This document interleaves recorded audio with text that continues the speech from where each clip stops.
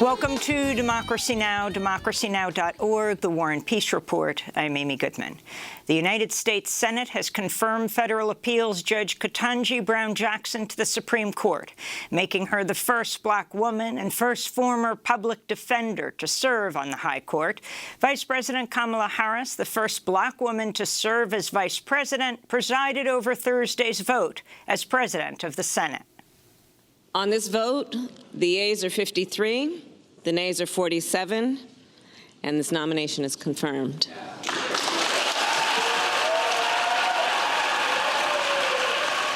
Judge Jackson currently serves on the D.C. Court of Appeals and will be seated as the 116th Justice on the Supreme Court this summer after Justice Stephen Breyer retires. The court's balance of power will remain the same, with 6 justices appointed by Republicans and 3 by Democrats. We'll have more on Jackson's historic confirmation after headlines. In Ukraine, at least 39 people were killed, about 100 others wounded today in a missile attack on a crowded train station in the eastern city of Kramatorsk.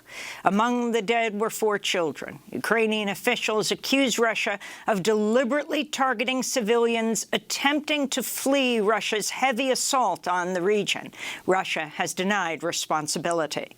For the first time, the Kremlin spokesperson has acknowledged Russia's military has suffered significant losses. Dmitry Peskov spoke with the British channel Sky News. You've lost thousands of troops. How many troops have you lost? We have significant losses of troops, and it's a huge tragedy for us.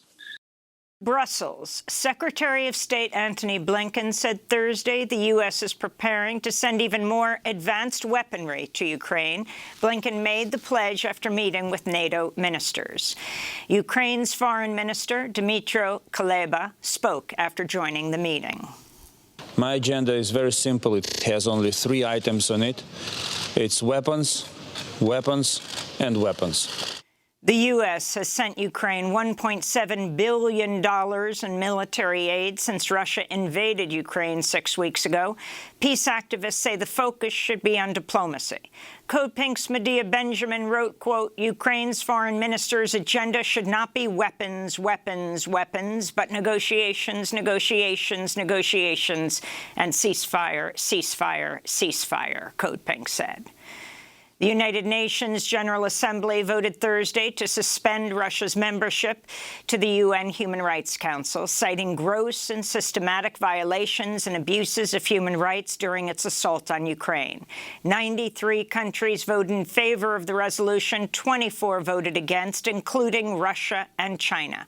58 nations abstained, among them India. In Russia, the Nobel Peace Prize-winning newspaper editor Dmitry Muratov says he was attacked on a train Thursday by an assailant who poured red paint over him, causing severe discomfort to his eyes. Last month, Muratov closed the independent newspaper Novaya Gazeta after receiving a second warning from a Russian state censor over its coverage of the invasion of Ukraine. The paper has since launched a European edition staffed by journalists who've chosen to leave Russia. China is facing its worst COVID-19 crisis since the pandemic's initial outbreak in Wuhan. On Thursday, China logged about 25,000 new cases, with 21,000 infections reported in Shanghai alone. That's despite a lockdown that's confined about 26 million Shanghai residents to their homes, where some people are reporting shortages of food and medicine. Meanwhile, Beijing city authorities have introduced their strictest COVID restrictions since early 2020, after authorities reported 35 infections around China's capital over the last week. Here in the United States, a new study finds life expectancy dropped for the 2nd year in a row in 2021 as the COVID-19 pandemic continues to take a heavy toll on public health. Overall, U.S. life expectancy has decreased by nearly 2.5 years since 2019, by far the biggest decrease since World War II. On Thursday, a federal appeals court reversed a lower court ruling and reinstated a White House requirement that most federal workers be vaccinated against COVID-19. Meanwhile, The Guardian reports major cities in California spent large portions of their federal COVID relief money on police departments. About half the $640 million Los Angeles received under the American Rescue Plan went to the LAPD. House Speaker Nancy Pelosi has tested positive for coronavirus. A spokesperson for the California Democrats said Thursday Pelosi, who's fully vaccinated and boosted, is asymptomatic for COVID-19. And the White House dismissed concerns about the president's health after Biden was seen embracing Speaker Pelosi and kissing her on the cheek at an event Tuesday. Meanwhile, more elite politicians in Washington announced positive COVID tests, including Republican Senator Susan Collins and Democratic Senator Raphael Warnock. Both tested positive Thursday after they cast votes from the Senate floor in favor of confirming Ketanji Brown Jackson to the Supreme Court. In Colombia, a massacre in the indigenous community of Puerto Leguizamo has sparked widespread anger and questions about what led to the assassination of at least 11 people. The killings took place the early morning of March 28th after Colombian soldiers ambushed residents. Al Jazeera reports one of the victims was 16 years old. Colombian President Iván Duque celebrated the massacre as a successful operation where dissident members of the Revolutionary Armed Forces of Colombia had been killed, but witnesses say at least some of the victims were civilians and that the army lied to cover up the mass murder. A joint report by Amnesty International and Human Rights Watch finds authorities in Ethiopia's Tigray region have committed widespread abuses against Tigrayans since November 2020 that amount to war crimes and crimes against humanity. These crimes include murder and forced disappearance, torture, deportation, sexual violence, and other inhumane acts. The conflicts displaced more than 400,000 people, and the United Nations said in January up to 40% of Tigray's 6 million people faced an extreme lack of food. This week, the Red Cross said it has secured the first shipments of humanitarian aid to Tigray in 6 months after Ethiopia declared a ceasefire on March 25th. In Mexico, a new report says violence against journalists skyrocketed to unprecedented levels during the first 3 years and 1 month of President Andrés Manuel López Obrador's term. During that time, there were nearly 2,000 reported attacks against journalists, including 25 murders, up 85% compared to AMLO's predecessor, Enrique Peña Nieto. At least 8 journalists have been killed in Mexico. El Salvador's Congress has approved a new measure that punishes anyone, including journalists, who share information about gangs. Violators face a prison sentence of up to 15 years. Press freedom advocates are denouncing the move as censorship and warn it could lead to wrongful arrests. This is the president of the Salvadoran Journalists Association.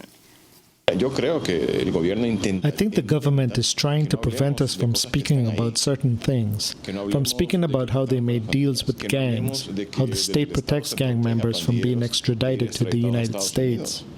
This comes as the Salvadoran government continues to enforce a brutal 30-day state of emergency that suspended several constitutional protections and led to the arrest of over 8,000 people accused of being in gangs in the last 13 days. To see our interview on this subject, go to democracynow.org. Pakistan's parliament is poised to remove Prime Minister Imran Khan from office after Pakistan's top court overturned his move to block a no-confidence vote, which he was widely expected to lose. Opposition lawmakers have accused Khan of carrying out an open coup against the country and the Constitution. Khan has accused Pakistani lawmakers of plotting with the United States to remove him from power. Israeli authorities have lifted a lockdown of central Tel Aviv after soldiers killed a Palestinian man blamed for a deadly shooting at a bar Thursday night that killed 2 people and injured 13 others. Israeli police say the alleged gunman died in a shootout near a mosque in southern Tel Aviv after a 9-hour manhunt.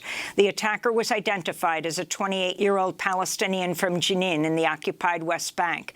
Jenin was the site of an Israeli raid last Saturday that saw 3 Palestinians killed in a shootout with Israeli forces. Thursday evening's attack was the 4th deadly assault targeting Israelis in less than 3 weeks. In Puerto Rico, nearly 500,000 people remain without electricity after a fire at a main power plant caused the biggest blackout the island has seen so far this year. Thursday's massive outage also left some 168,000 residents without water. The latest blackout has intensified the public outrage against Luma Energy, the private Canadian-American company that took over transmission and distribution of power from Puerto Rico's public utility last June, a move that was imposed by the United States. Luma has so far failed to reduce the frequency of power outages that have impacted Puerto Ricans in the aftermath of 2017's Hurricane Maria, which decimated the island's electric grid. New York's Attorney General has asked a judge to hold Donald Trump in contempt of court after he refused to turn over documents to her civil probe into the Trump Organization's business practices. Letitia James said Trump should be fined $10,000 a day until he turns over documents her office has requested on 8 separate occasions. Meanwhile, the Washington Post reports the U.S. Department of Justice has begun taking steps to investigate Trump's removal of presidential records to his Mar-a-Lago resort, some of which were labeled top secret and classified. An investigation by the New York Times revealed the Homeland Security Department's Inspector General and top aides ordered staff to hide damaging findings and reports of domestic violence and sexual misconduct involving Department of Homeland Security law enforcement officials. One report had found that at least 10,000 employees at Customs and Border Protection, Immigration and Customs Enforcement, the Secret Service, and the Transportation Security Administration experienced sexual harassment or sexual misconduct at work. Meanwhile, these agencies had a pattern of using cash payments, some up to $255,000, to settle sexual harassment complaints without investigating or disciplining the perpetrators. And President Biden has signed a bill to shore up the finances of the U.S. Postal Service. The Postal Service Reform Act ensures mail deliveries 6 days a week and eliminates a costly 2006 mandate that required the USPS to fund employee retirement benefits 75 years in advance. This week, Democratic lawmakers joined climate activists outside USPS headquarters in a rally rejecting Postmaster General Louis DeJoy's decision to buy a new generation of gasoline-powered delivery trucks. Massachusetts Senator Ed Markey said the Postal Service should instead commit to purchasing 160,000 union-made electric vehicles. The Postal Service, Board of Governors, and the Biden administration can't let this bad for business, bad for climate, bad for health, bad for labor decision stand. If DeJoy won't get rid of this decision, the USPS should get rid of Louis DeJoy. And those are some of the headlines. This is Democracy Now!, democracynow.org, The War and Peace Report. I'm Amy Goodman.